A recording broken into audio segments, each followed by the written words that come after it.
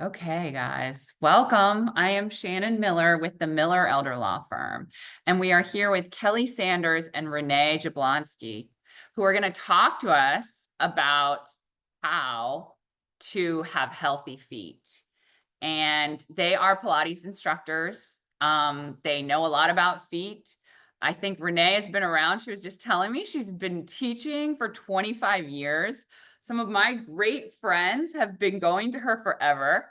And so I am just super excited to have both of you on, but I want you guys to introduce yourselves personally and tell us a little bit about what you do and who you are.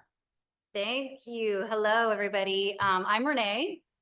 I'm Kelli. And yes, we've been teaching Pilates for a really long time in the Gainesville community at Evolve Pilates. So I've been teaching for at least 25 years. I've stopped counting after so many years. So we've been doing this a long time. And, we're just excited to share some good information about the feet. So I think any more introduction? I don't know. No, that's pretty much it. I've been teaching almost as long as Renee. We've been partners together here in the community for quite some time now. And I think we were excited to get an opportunity to talk about feet because it's like one of our little passions, because of how important it is in the role of everything, not just balance and aging, but also just back and knee health. And we'll talk about that. But I think it was a good opportunity for us to spit out some of our knowledge, and hopefully we can help you out. That's great. I'll tell you guys, we have these clients that come in and often they're accompanied by their families. And what we often see that leads to a stay in a long-term care nursing home level facility, there's two things. The first one is incontinence.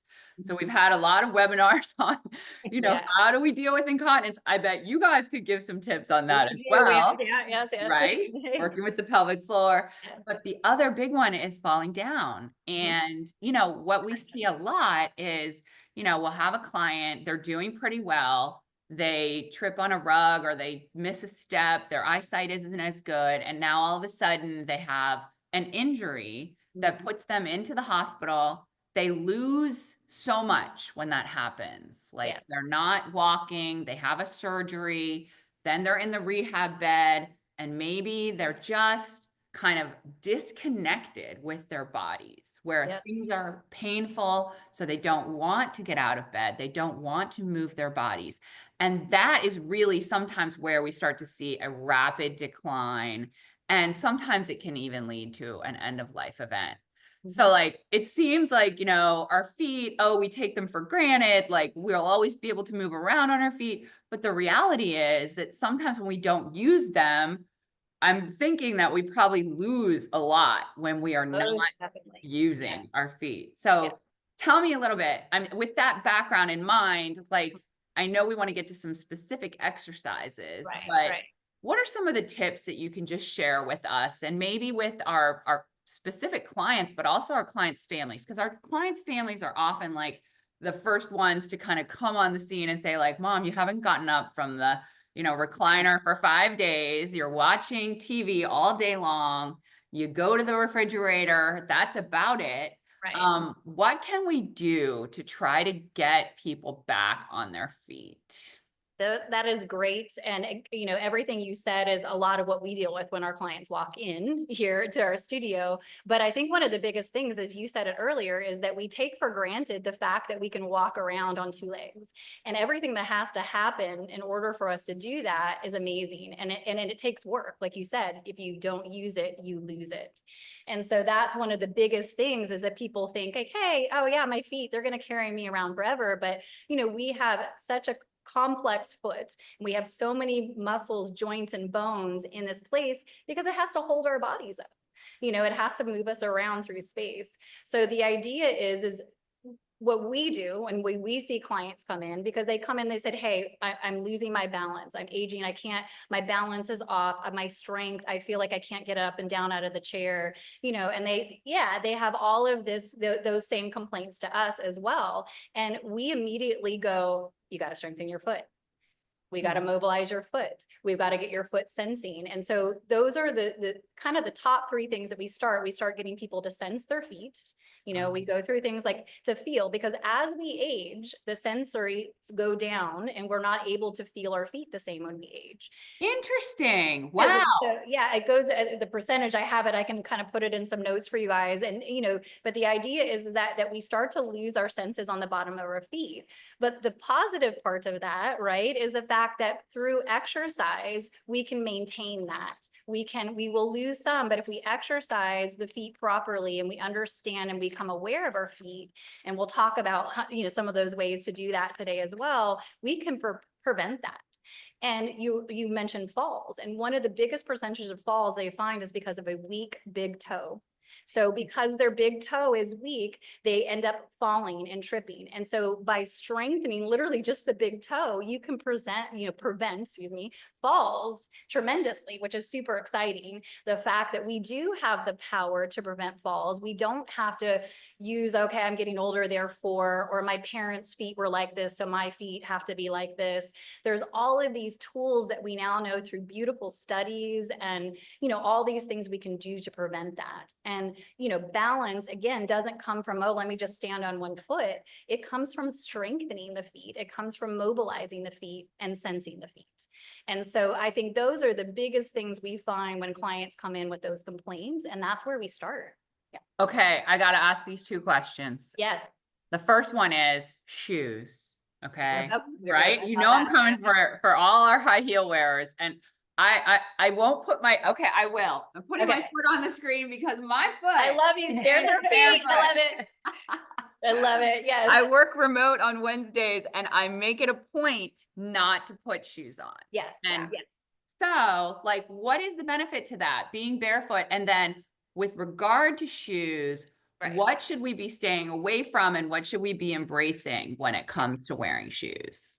So shoes, I call them like baby coffins for your feet. So literally you're putting your feet in there to die. So when you put your feet in a shoe, you are basically sending it, into the ground basically. So with that, so basically shoes we can't sense our feet. Right. So now we can't sense the ground. So much information comes from contact from the floor, from the ground, that sends it up through the rest of the body and tells your bones and your muscles what to do. And then when we can't sense those, we start to get these dysfunctions, right? So we start using the wrong muscles to do the wrong things. We start to trip and fall. We start to become uneasy and scared to move. And then one thing, like you said before, leads into the other. So you're exactly right. And we're going to kind of tell you some of the recommendations we give for. So not only just like simple, get your feet out of your shoes, walk around. But sometimes people get a little nervous because they are sensitive on the bottom of their feet.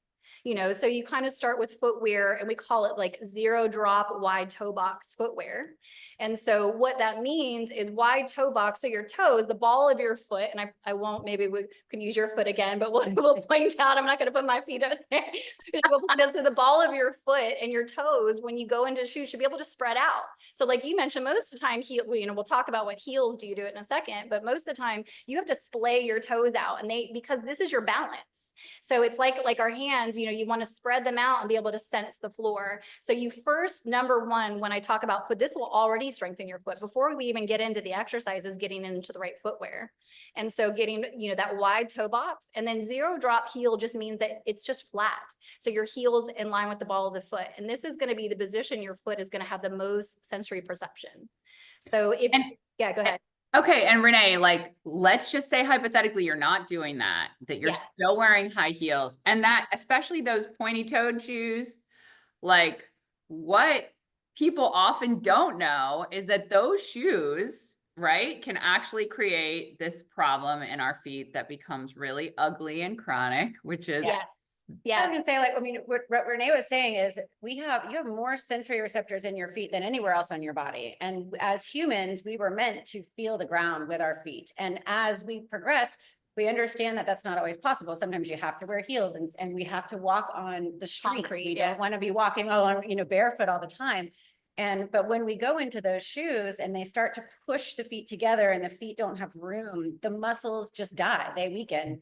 And so getting, if you can wear the proper footwear, that's going to be your best thing. Number one, right? Trying to get a shoe where you can work those muscles and feel your feet move. Right. Second, if you can't, you got to get out of them every once in a while. So just as simple as when you sit down at your desk, taking off your shoe and feeling the floor underneath you and wiggling your toes. And we'll get into some of those exercises, but just that alone is going to help counterbalance being restricted into that heel all day. Yes.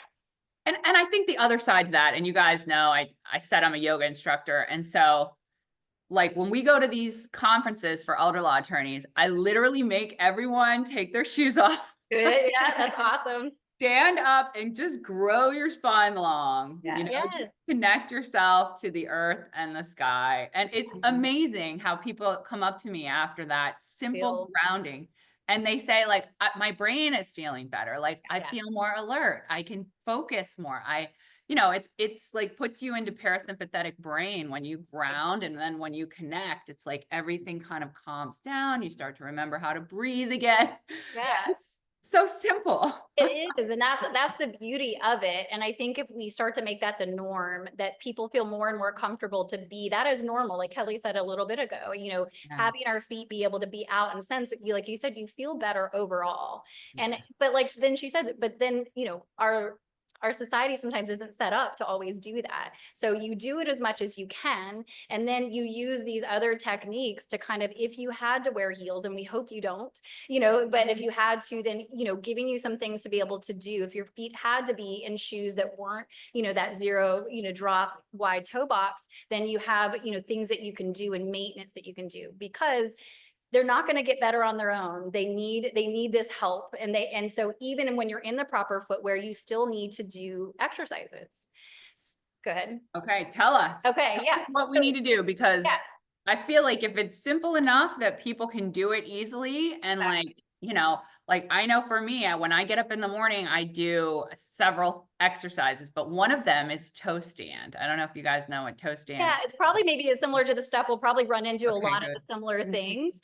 Awesome. And, you know, so what I want people to recognize, so when you stand and you go to push off of your foot, there's 7 times your body weight on your forefoot to propel you forward. So if your foot isn't strong enough, right, to do that, either you trip and fall, right, or you compensate, you go, you know, knee pain, hip pain, back pain. So we're going to start with, like we said, first being able to sense and know your feet, right? And so we're going to start with some simple things there. Then we're going to kind of build into some mobility exercises and then some strengthening exercises as well. But I think it's like just not knowing that you have to do, but why you need to do these things. I think then people invest in it because they, oh, well, my instructor told me to do this. I'm like, no. When I started measuring, so I have a measuring thing to measure people's big toe strength. And when I tell them that they should be able to like measure on this weight 7 times their body weight, and they can't even get a pound, they're like, what do I need to do? You know, and so I think that then they were invested, and now they're doing homework and they're going home and doing foot things where I couldn't get them to do it before. So I think that, you know, the audience, like them understanding that, like, you knowing why your feet are important, what they do for you every day.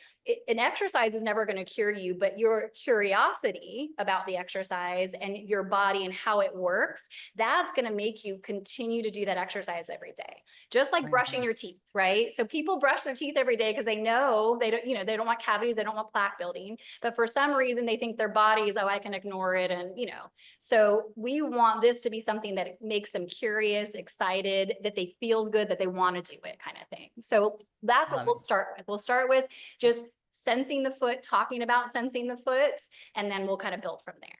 So, okay, let's do it. Yes.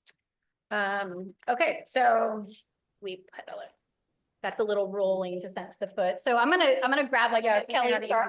Yeah, we're gonna maybe show our feet, and we're gonna try to do some camera angles. So we're sorry, kind of come out a little bit. Great. We're gonna talk about that.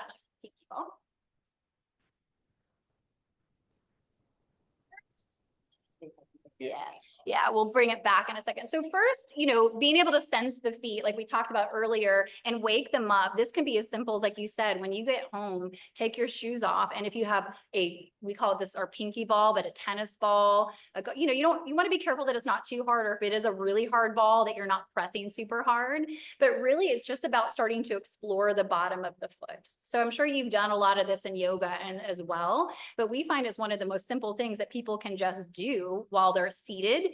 And then if they feel balance and control, they can start to do this when they're standing to get more release as well, and to get the fascia to be a little more supple as well. So there's, a lot that this little ball does for the bottom of the foot that can help hydrate it. It can help stretch it. It can, and also can do some strengthening as you're working around the ball. So you put it at the bottom of your foot is what you're saying. Okay, yeah, exactly. So we're going to okay. try, let me see if I can move us back a little bit and, or point down. Yeah, perfect. Can you see the feet there? Yep. Okay. Yep. But really, if you're in a seated position, and let's kind of start seated until people get used to that. I think it's better to have a seated position. You're literally going to just put it at the bottom of the foot, and you're just going to start to roll forward and back and side to side. And really the pressure is like what you feel like you can handle. So the idea is that you don't need to kill the foot or push really hard. The idea is you just need to sense the foot. And so you're really exploring, you're going through the heel, the outer edge of the foot, the ball of the foot, the inner edge. So you're really exploring all the way around the foot. Then as you start to get more, used to it and your tissue feels a little bit more available, you can put more pressure into it. And then you can then move to standing and doing this. And if you have trouble with balance, when you do the standing, you can have a wall next to you. And you can do that same thing as you can kind of start to explore and move around the foot. And so that's going to just start to stimulate and connect, because maybe your feet have been in shoes and you haven't used them all. Like I told you, they're in those little coffins and they're just like, hey, I don't need to work.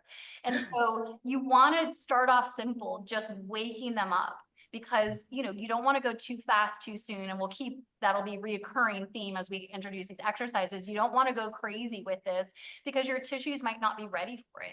So the idea is for us to kind of just start to stimulate and really explore. And they're going to be like, wow, I didn't even know I had, this outer edge of my foot, or, you'll start to kind of, ask questions like, why am I not pushing on that part of my foot? What am I doing? So that's our first kind of deal, is just to wake them up. So, okay. I just want to note, yes. Renee, you have absolutely no bunion on your foot. I don't, yes. And is that probably because we know that bunions, right, do come because of people really smushing their toes together? Yeah. So a bunion comes because of posture and load. So when someone's alignment is out and their foot falls off of their ankle joint, and I don't have a good diagram for this now, but imagine your leg comes down into the ankle joint. What happens is a lot of time when it's misaligned, the ankle falls off the foot. So the big toe moves outward to help for balance. And that's where the bunion comes from. So the big toe moves in, but the actual ball of the big toe slides out and creates that bump. And that's the body's job of compensating because you're not stabilized and stacked in good position. So our bones are built to be aligned, and then, then our muscles help move them. And what happens with a bunion means that your ankle is fallen off of the stability of your foot. So your foot's like, hey, I better help it because we're going to fall. So it starts to take that joint and it moves the joint out to give you more stability so you don't fall down. So that bunion, so where we can't fix a bunion because the bone is grown, we can take the pain out of the bunion by bringing the strength and stability back onto the foot. So bunions are created for misalignment and misuse. So it's not, everybody thinks it's hereditary. Yeah. And not actually, you don't inherit bunions from your family. You can maybe have same kind of gaits or different postures that flat feet, different things that you've gotten from your family, but the bunion can be prevented by strengthening and aligning the foot and the ankle. Awesome. Yeah, it's really kind of cool because, you help people with bunions and pain by just actually strengthening their feet. And the other thing that I wanted to ask about is it feels to me like this work that you're doing with the sensing on the bottom of the foot and working with the fascia, that would also maybe help with plantar fasciitis, because I know that's the other chronic condition that a lot of older people have. Yeah. So that's a great thing. So that is actually one of the biggest things we have. And again, I'm going to kind of throw it out there. It's not because it's tight, it's because it's weak. So that what happens is that tendon, that fascia there along that plantar fasciitis has to now, the Achilles tendon is loading different because the muscles aren't strong in the feet. So that loading is pulling on the tendon, which is then tight, like it's pulling against it and is getting rubbed and irritated and inflamed. So you want to be really careful with that, you actually don't want to press hard when you are in an itis. So if you have that itis going on, if you have inflammation, you don't want to press, you more want to sense, and then we want to actually strengthen more. So people do the opposite where they go and stretch and stretch and stretch, but it's actually the tissue is being irritated because it's being stretched because there's no stability in the foot. So itises come from weak feet. And sometimes some tightness in the calves, don't get me wrong, there's other things, but most of the time the itis will come because it's trying to support you because there's no support from the muscles because the muscles have weakened. So other things have to move in to support it. So when we have an itis, we go to strengthening and mobility. We don't overstretch or do not push hard on the ball because that will irritate and inflame the tissue more. Okay. That was a great question because All right. I know those are the two big ones that people are always wanting to know answers about is bunions and plantar fasciitis. So I think sometimes it's hard to remember, and at least this is something that people are like, they look at me like, oh, right. But all of your joints, like the ankle doesn't only move in one direction. And so when people have plantar fasciitis and they feel like the calf and the Achilles tendon is pulling in tight, it does get tight, but your foot also moves this way, right? Not just this way. So if this is the heel and this is the toe. And so if these muscles are not supporting, then your calf is doing everything. That starts to lock the ankle. And then you have this pull that inflames it. And so you have to remember that you're moving the foot and strengthening in different planes and directions. I love this. Yeah. Okay. Yeah, So we've got the ball, getting the ball under the foot and sensing, and then maybe even standing up and putting pressure on the ball. But that would be a good. That would be if it's not inflamed. If it's not inflamed. Not inflamed. If it's inflamed, again, you can still do very lightly just sensing the foot, but I wouldn't do the pressure or the stand part. So I wouldn't actually do the stand if you're inflamed at all. Okay. So that's kind of the first sense. The next is something that we really love. We call it mapping the feet.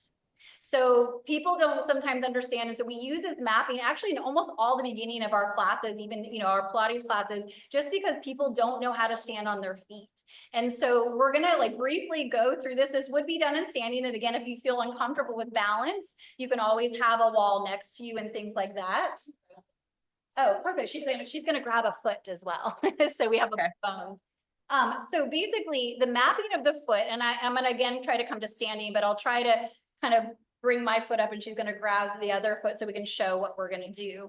But we have different planes like Kelli just talked about in our foot.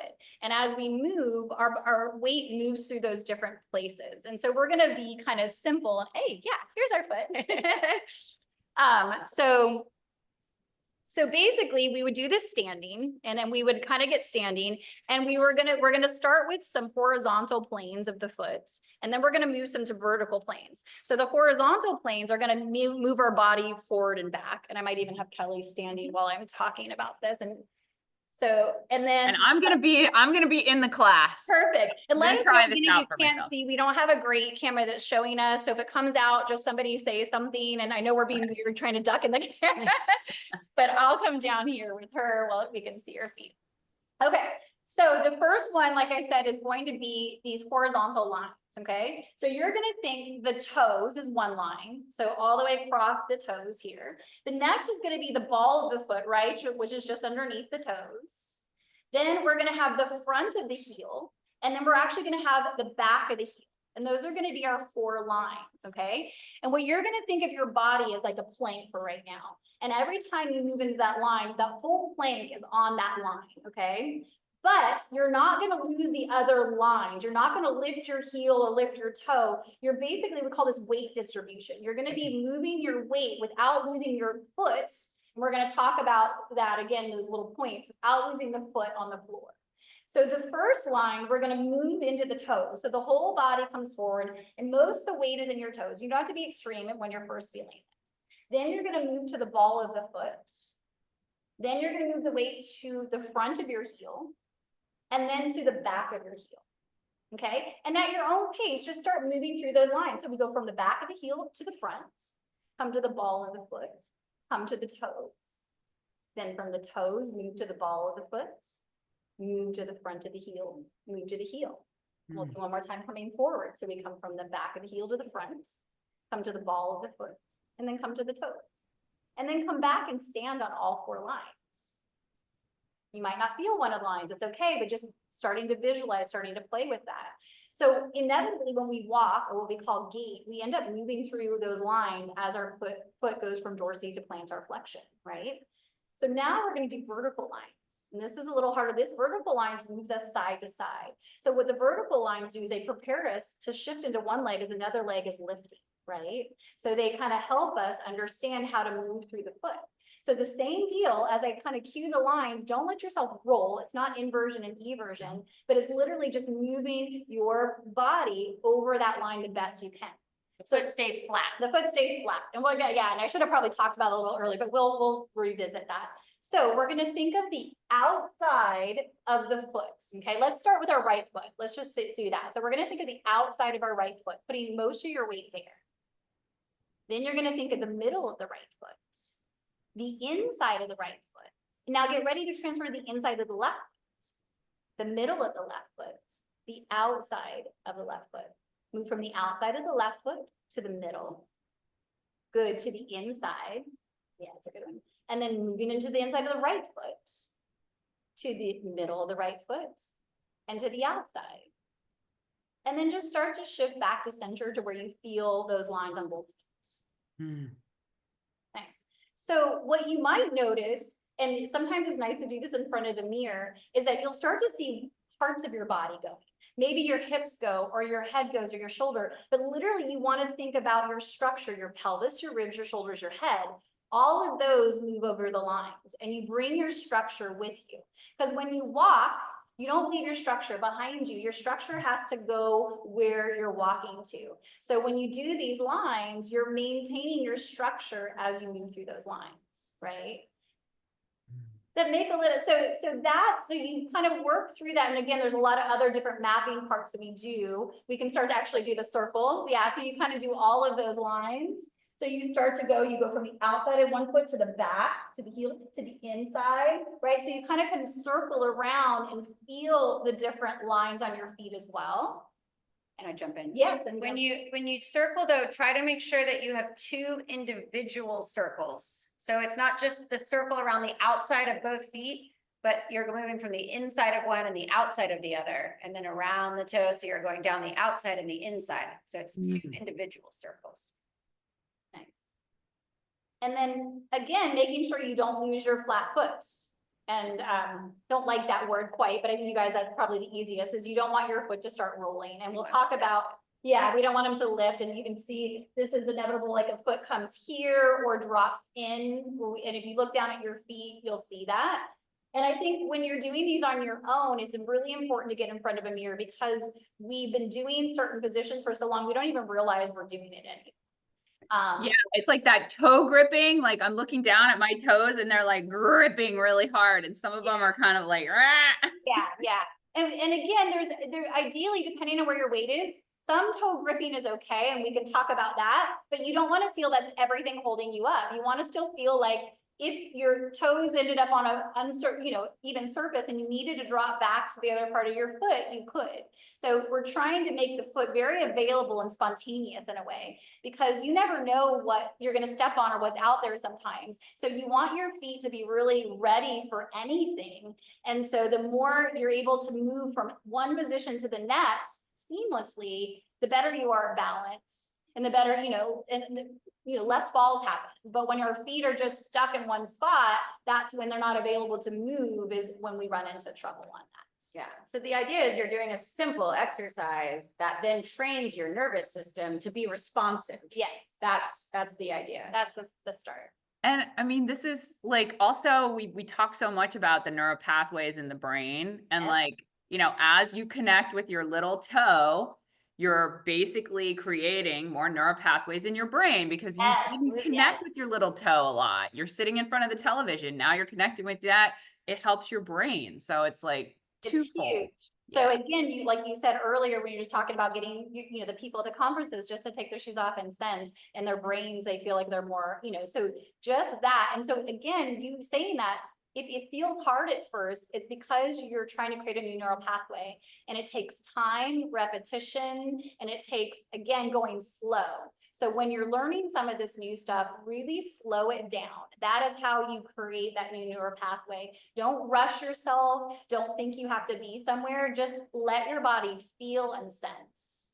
So we started off rolling the bottom of the foot a little. You know, we talked about not doing it too much if you've got an itis. Then we were talking about mapping. So we did those, again, those nice Vertical, horizontal lines on the foot. And then you kind of just let yourself kind of feel your weight shifting into those lines very lightly, very easy. So the next thing I wanted to do for a sensory, but this is also runs into a little bit of strengthening. I call it the quad pod. So the quad pod, and I'll come up now a little higher. So the quad pod is basically, so we used to talk about just the tripod. Sorry, my head or my feet are going to be cut off. Fine. So we used to talk about the tripod when we balance. So, you know, we were always kind of learned, okay, ball of big toe, ball of little toe, and heel. When you're standing, you should have, you know, basically sensing all of those points. But now we've learned that the big toe is very important for that balance and stability as well. So now when we're contacting the floor, of course, we're sensing the whole foot, but most of our weight, big toe, ball of big toe, ball of little toe, and heel. So I call it the quad pod. So the simple exercise to do, again, we start a seated position, and literally you're just placing your feet onto the floor. Again, if you can see the feet. Yeah. So your feet are on the floor, and you're literally just kind of, I have to use my hands sometimes if I can't feel something. So if you're able to lean forward, or someone can even help you, and if not, no worries. You just think about it. But I press into the big toe, right? The ball of the big toe, the ball of the little toe, and heel. And then your job is to push those points down into the floor and really connect them and hold it for about 5 seconds, and then release that press. Yeah, and again, you just press to those 4 points, your quad pod, and then you release. It's the little toe, the big toe, the ball of the foot, and the heel. No, right? no. Oh, okay. So big toe, One, ball of the big toe, right? ball of the little toe, Okay. and call it the ball of the heel, like the middle of the heel. So it's not the little toe. It's Not the ball little of toe. the toe. Now, the Okay. little toe, like you said, has all these great senses, but where your weight mainly is on those points. Got it. Now, again, don't get me wrong. You want to know your little toe is there. You want to know all your toes are spread out. And again, I'm going to have like, which with yoga, I'm sure you've had this recommendation, is those toe spreaders. Yes. Is that if you not only get your shoes off when you get home, if you put those little toe spreaders on there, and we can give you some references of places that we go to get some really nice gel ones that they're not like the old, like hurt my feet ones. These ones are kind of nice as you put them on. But you want your toes to spread, because remember, that's going to be your most balanced, but this is where your weight is. And then what you do is you press into those points to really activate them. You start, you know, seated, you do 5 seconds, maybe 10 sets or something like that. And then you start doing it standing. So then you would go to a standing position and you'd find your quad pod and standing. And this one's easy to do anywhere, right? When you're running errands and you're in line, you know, Yes. you really just do that anywhere. What you're going to start to feel is it almost feels like your foot is kind of sucking the ground. It's like suction cupping, I always call it, into the ground a little. And so I'll tell you, like, when I'm just standing here doing it, it's very challenging not to grip with my pinky toe and instead to go to the ball of the pinky toe. Exactly. So your toes really should be able to spread out. And then when you're going to walk, your toes do need to grip, but when you're standing, they don't need to grip, right? When you go to take off on that foot, their toes will activate and they need to be ready. But if they're already like gripped when you're just trying to stand, it again leaves them less available as you move. Cool. So those things, you know, are mainly sensory to start off with. And then, like I said, that as you're doing that little quad pod press, it starts a little bit of baby strengthening of the foot. So you start to come not only aware, but you start to kind of, like you said, it's not as easy to actually, I find on my right foot, I can't push that big toe down, you know? So I start to have to really work to get some of those muscles to connect to those points. I love it. It's You so easy. think of it These are too, such like, easy things to do. Yes. Yeah, and if you think of it like that, this is not like a lifting weights exercise. This is, you are strengthening the tiny little muscles, but it's awareness. And so it is about feeling like, okay, if I put the ball of my big toe down, then all of a sudden I don't feel my big toe, or I don't feel the ball of my little toe, or I shift off my heel, and you're trying to continue to feel where you can get as balanced as possible. And that's it, no more. Just that little bit. And interoceptively, like this idea of connecting with your internal organs, like connecting with the inside of your foot, like what we're learning now about brain health is this is the stuff that's going to keep us thriving and keep us from having these dementia symptoms. So correct. I mean, all the research that's coming out and how important it is just to sense and how we lose that. And like we can keep our brains healthier by sensing our bodies and, you know, and vice versa, you know, so our bodies stay healthy when we kind of connect it to the brain. And it kind of, we get that woo-woo word when we talk about alternative exercises. Everybody's like, oh, it's mind body, but no, literally it's mind body. It's not this out there. You have to be like a freeze. It is literally your brain has to connect through the senses to tell your body how to work. And so that connection is so important for us as we age. I mean, critical. Need it. And as you do, and we see aging, you know, it's being in the community and having clients and I have clients that I've had for 25 years and they're getting older, and I, you know, watching and understanding that. And I, you know, all of us are, right. And so yeah, we're not, no. But we are. And, you know, you really, you know, getting older is, you have to, unfortunately, what they're finding is that we don't have to lose everything that they told us happens with age. Right. Through this sensing, like you said, we can maintain more. Now, it takes harder work. So I always hear that, well, when I was younger, I could do this and that. I'm like, you can still do it. You just have to put in more time. Yeah, it's work. I mean, what we tell people when they come into our program, because typically they have a chronic illness like dementia, or they have, you know, Parkinson's, or they have some other situation. But it's like the way that we want to go out of this world typically is like thrive, die. Yeah, exactly. Yes. And we've had good examples of that. Like I watch people that have stuck with this forever, a difference between that and people who don't, you know, and when you watch that, when you see that, I'm like, oh, those are the people I want to be like, what are they doing? And so like you said, thrive. And so it doesn't mean we're all free from aches and pains, or like, I don't have to work hard. People are like, oh, you don't, no, I work on my feet all the time. Yeah. You know, we all have injuries, we all have things. And so it's not easy, I guess, is the main point, is that you do have to work, but there is something you can do. And that's exciting, because we used to not think that we could do anything about some of these things, injuries that we have in our feet, or like you said, some of the neurological issues we have, but they're showing that we can, it's work.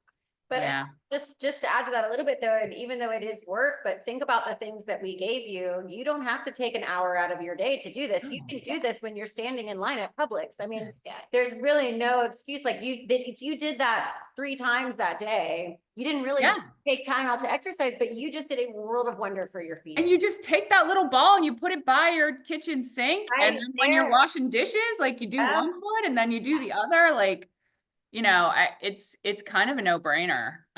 Yeah, this is great. Do we have time for a couple more exercises? Absolutely. So this one might be, you and I were kind of talking, this might be one that you do with your yoga as well, because we call it yoga toes. So I'm sure it actually came from there. So now this again can be done seated. And again, we'll start seated. So that's an option. And then you go to standing. But again, the reason why I like the seated position is sometimes if your flexibility allows you, I have to use my hands to help me, you know, because at first I couldn't do this. So this one, again, this one is, you're going to get that nice quad pod, you know, you're going to kind of spread your toes, feel everything wide, map your foot, right? So this is going to be the strengthening. Then you're going to keep all your little toes down and just lift your big toes. And then put your big toes down and just lift your little toes. And so it's harder than it seems like it should be. So like what I would have to start with is I would hold my little toes down while my big toes lift. And then I put my big toes down while my little toes lift. And so you can start off by helping or getting someone else to help you if you can't reach there. And really, you're going to start off, you're like, oh my God, I can't do it. And then you'll practice, and eventually can. Now, when you do this, do not let your foot roll. So like we talked about earlier, it's triplanal. It can roll out and in, it can go forward and back. So you want to really make sure that you keep your foot splayed as you move your toes. That is so hard. I It is can't hard. do it. It is super hard. And again, if you don't use it, like I'll start to feel like, oh my gosh, you know, usually, and then all of a sudden it's harder. And then after you got good there, you start going quick, right? You do it really quick. Oh, wow. And then you do it standing up. So the idea is that, you know, again, you're sensing, but this also is working your toes. You're actually strengthening your toes a little bit. I'd love to hear from the participants if you guys are trying to do this out there and if you can do this one. Because like interoceptively, I'm having trouble keeping all 4 of the other toes down and just lifting my toe with This is not an easy exercise. And so again, like Kelli said earlier, here's something simple, but really profound, just strengthening your toes. And the envelope fall factor. So this is the study that they did about falls, that when they found out the big toe strength, they found that most of those people did not have big toes and it was causing them to fall. And so, you know, just being able to do that and to start to prevent yourself from falling just by strengthening your toes is super cool, right? You know, it's like, and it's not that you can do this anywhere, right? You don't have to go to the gym. You can do this anywhere at any time. And again, I recommend start as a seated position. If you're having trouble and you can't bend down to touch your toes, maybe you've got a loved one there that can kind of like give you a little turn. Could you just step on your toes? Yeah, you could use your other foot. Use your other foot to hold your toe down. Yeah. Yeah. Can play with that works. Yeah. So, you know, it's a fun one to do. Like I said, you start off, you feel like, oh my gosh, but you will quickly gain some kind of feeling and understanding there as you keep practicing that. And these things, you know, people always ask like reps, how many should you do, how many times a day? I say whenever you can, you know, like this isn't like you're not going to burn out. You're not like chest pressing and have all this weight. You're trying to sense yourself. So, especially if I'm going to do an activity, I actually do these more right before I do any activities or workouts, because the more I sense my feet, the better my movements are. If I'm going to go walking or I'm going to go to the, you know, golf or go party, you know, like you're doing all these things and you actually start to get better and feel better when you do them. It's like, it's also just good for your brain. Like, like making those things, those connections. It's like, it's your brain is going to benefit so much from this. Well, if you think of, like, I love to use athletes as an example because they're that high extreme end. They do so much to keep their senses, like you said, in their brain engaged in their body and their movement and then we accept that with athletes, but we don't think of ourselves, but we are. The fact that we walk around on 2 legs, you know, there not many species do that. And it's very complicated. And we take that for granted, that walking on 2 legs is very intricate. There's so much that has to happen for us to be able to do that. And we like, oh, well, you know, it's just walking. No, walking is complicated, but it takes maintenance. Or again, you know, our body is beautiful at compensating. Thank God it does when we get hurt, but those compensations then eventually become the problems. So the more we can kind of balance that and share, you know, the load properly, you know, like you talked about, bunions stop happening, plantar fasciitis stops happening. Those things, they come from misalignment and misuse. And you know, again, that wear and tear is because, well, everybody's like, I've been doing it forever and it didn't give me a problem. It will go and help you as much as it can until finally you've just it's like, can't do it anymore. Yeah. Yeah. And so, you know, that stuff, you know, I kind of get off on a tangent. I get too excited about that. No, it's great. But I love it. Yeah. So so the last one that we wanted to do is a triplane calf mobility. And so this one you will need a wall for, and I'll kind of use Kelli here. And again, I'm going to try to let me know if can you see her feet there? Yeah. Okay. Not yet. No, it's still a little high. I'm going to have to, is it too high, you said? Yeah. There we go. Perfect. Okay. So basically you are going to use a wall here. And within that, you come into almost like a split stance. So one leg will be stepping forward. So the toes are maybe kind of to the wall. The other leg steps back. And this is the leg that we're focusing on. And then you want to be a distance away where your arms are straight. I know you can't see her up there. I'm going to try to move it sideways. Yes. For just a second. So get myself out of the way. So her arms are going to be straight. And then basically what's going to happen, I'll just show the arms. She's going to bend in her arms. So her chest comes towards the board and then she's going to straighten. So you guys can at least see that arm part. And then let me see if I can maybe move the camera over here. So we just keep it to the side. We still have to cut it out. I'm sorry. That's all right. I mean, so is the heel down? The heel is, so yeah, that's the part I wanted to show. And I'm sorry I have to break it up there. Can you move to the left a little bit? Yeah, there you go. That it? Yeah. Okay, perfect. Okay, good. Okay, so the heel is down. And again, we have all of those kind of spots in our feet, right? That quadra pod there. So you don't want to lose that. So as she's bending her elbows, she doesn't lose her heel. Yeah. And you're going to feel this stretch and this mobility in the ankle joint. If you feel pinching in the front, you don't go that far, right? So basically she's bending her elbows. Her front knee bends a little like it's aiming for the wall. And then she lowers her whole body, not just her chest, like her whole body is coming forward. And then she pushes the arms back straight to release the stretch. And how long do you hold the stretch? You know, I would give it like a 2 to 4 second hold. Okay. And because what I'm looking for is not just the hold, but the coming in and out of it. So a lot of times when I talk about stretching, it's not about these super, super long holds. It's about being able to move from one position to another position. And you're trying to smooth that out. So maybe like a 2-second hold and gliding back. You can maybe even count in 2s as you slide in and out.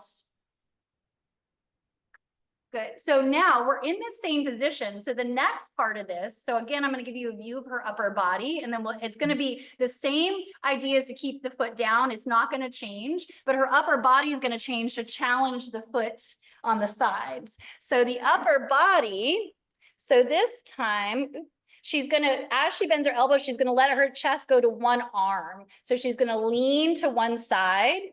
Okay. And then she comes up and then goes to the other side. Excellent. And again, what I'm looking for down here at her foot, like you said before, is that she's not losing that heel. And what she's going to feel is this shift, this glide in her ankle joint, this mobility. Yeah. So when our ankles get stiff, our ankles actually also mirror our hip joint. So we end up having hip problems if we've got ankle problems and stiff ankles. I know Kelly's loving her. She's like, I'll just stay here. So and how much of this would you recommend doing? This again, you know, this I think could be done every day, but don't overdo it. So let's just like say the recommendation would be start off with maybe 1 set a day, you know, maybe doing, 8 to 10 repetitions, and then see how you feel, and then start to go for like a week or 2 and then add maybe another set, so you just take it slow when you're doing a lot of this stuff. Because it's more about like what you're sensing. It is. And these do actually get into mobility, but I do want you to enter it like that, like, eventually sensing, but your tissues, if you haven't been doing stuff, you have to think about your tissues and your fascia and your muscles, they're dehydrated. And so dehydration creates this like stiff feeling. So we don't want to go and rip and tear and pull and get to the end range of a stretch because our tissues are not ready for that. So you're just lightly gliding, moving, sensing, hydrating by doing the ball push and all that fun stuff, but you're not trying to like stretch. Like people get in stretch and they're in pain. We don't want pain. We want you to, like I said, start to let the tissues hydrate, and fascia and muscle, they start to hydrate through movement, through proper movement. But if you pull it to the end range, the tissue starts to tear because it doesn't have that pliability to do that. So it's very important to start off with any of this stuff is just, especially in the beginning, you're just sensing, but really start off slow, small range of motion, and then build through the weeks, and then just add little bits. This doesn't need to be a huge thing. So I'm glad you asked that, because people start off and then they go, oh man, they overdo it. And then they're going to overdo it. They're going to be like, I need to catch up. No catching up. Remember that when you're changing tissues and getting them in there, you have to really build. We have one more in that position. Oh, okay. Sorry. We have one more in this position. Okay. So the Okay. next one, now I'm just gonna keep her at the legs because there's not, the arms are just straight. So Okay. basically the bent leg that's forward to the wall lifts up and straighten arms, yeah. And then you're just letting it go back and forth. And what that's gonna do is challenge your ankle here on the side as you swing it back and forth. So again, think of all of these movements as mobility for her ankle. Okay. And this leg is like a pendulum, basically. It's just kind of like swinging. You're not super muscular with it.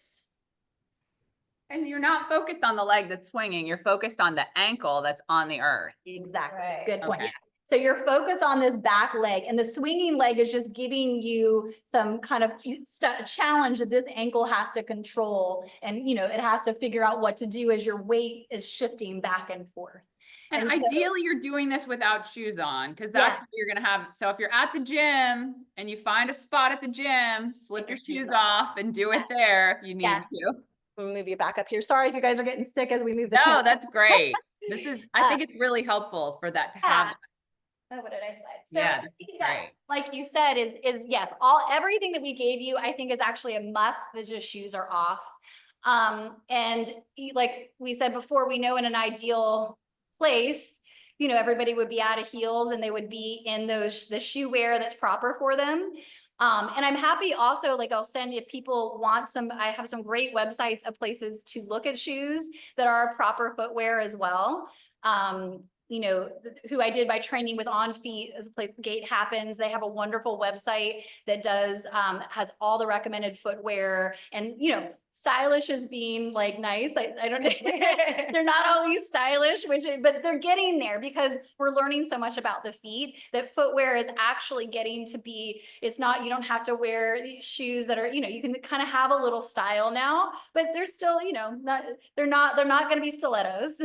Yeah, I saw that Nike has now a shoe for like a toddler that has an open foot box, like you were talking about. And that, I mean, that is so important. We cannot say enough, like putting little children in shoes, it ruins so much of their gait, their proprioception.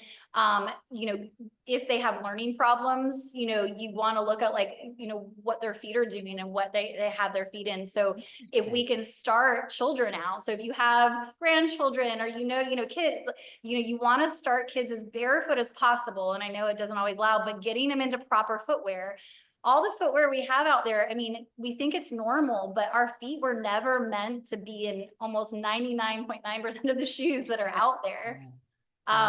But we live in that world. So we now have some things that we can do. If I do go out and if I wear heels and I'm like, okay, well, I have some exercises and mobility things that I have to do if I decide to do that type of stuff. But I feel like, even just like what you said at the top of this, talk, you said, just get your shoes off. If you have safe grass to walk in Florida, even better. If you can actually walk out with your shoes off. And I know that's really foreign to people and it freaks people out, but literally just starting that can help all of the stuff you were talking about, like with the brain connection. Yeah, I mean, it's the energy and the earth. Like, you got to connect with that grounding to get yourself settled. And then you'll start craving it. I know when I start to do the foot exercises, and I still have to, like I said, I've got injuries from ankle stuff, rough and tumble. And so I have to keep everything healthy. And, and so I crave it now. Like if I don't do it, I'm like, oh, I feel stiff. I don't feel good. And so I've gotten into it where it is like brushing my teeth. I want to do my foot stuff.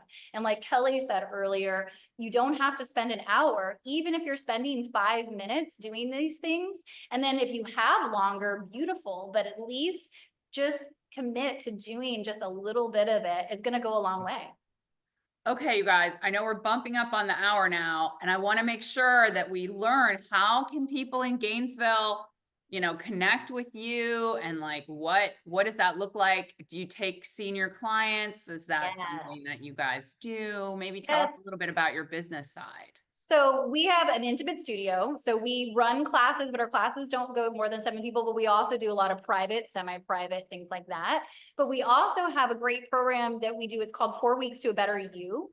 And so we always feature kind of major things like shoulder, lower back, hip, neurological issues, pelvic floor issues, and feet. So we actually have workshops that run for like 4 weeks. It's like once a week, and you get material and exercises and things that you actually can bring home as well. But also we love having people in the studio. So we know the best thing is sometimes to have a professional eyes on you. And so we definitely, we have clients that are 90 plus, so we work with that population. And like I've told you, I've worked with clients that started out with me, in their 60s, and now they, so we're really familiar with that aging process and how to help people. So sometimes you just need a professional helping you find. Yeah, I think maybe if you just comment, if you get someone to look, and if you're not really sure, some people are like, oh, I know what's wrong with my feet, right? But if you're not, come get them evaluated, get your posture evaluated, get your feet evaluated, and then maybe you can do the 4 Weeks to a Better You is designed to be a home program. So you have videos, pictures, exercises that are explained so that it's just set right there for you. Yes. And your studio is where? Celebration Point. Yes. And should they call ahead to book with Yes. you? Yes. Call or And then- email. Call or email. We're by appointment.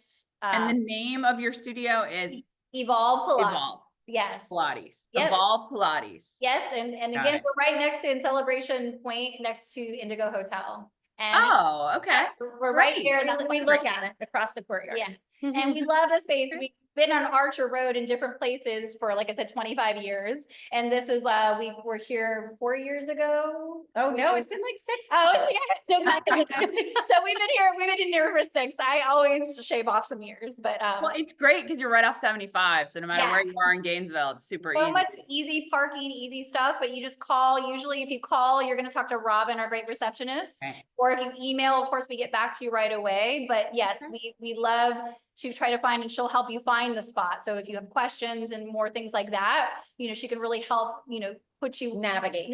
That's the word I was looking for, into different spots in the studio, because we offer a lot at the studio. So I think people don't recognize or understand sometimes because we don't talk about it like we are now.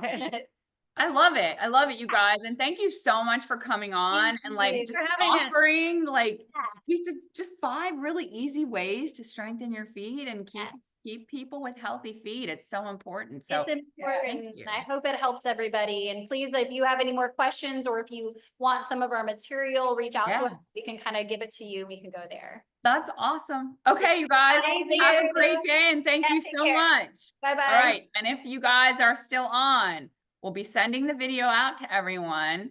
And I don't have what's coming up next, but there will be another webinar in 2 weeks. So we will see you then. Bye. Okay.